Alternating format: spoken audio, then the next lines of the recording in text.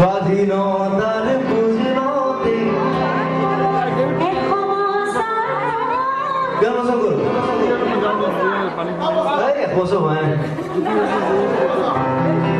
স্বাধীনতা বহুত ডাঙৰ বস্তু এটা 500 বছৰ লাগিব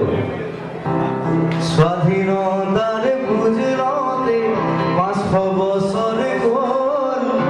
বিষ্ণুজ্যোতিৰ জোনাকীৰ দেশ এতিয়াও নহয় মানৱৰ মাজতে আজি দানৱৰ হুংকাৰ পঢ়া শুনা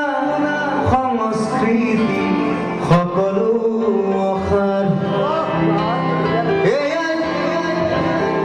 বেছি জ্ঞান দিওঁ ন কেতিয়াবা এটা গানত দিওঁ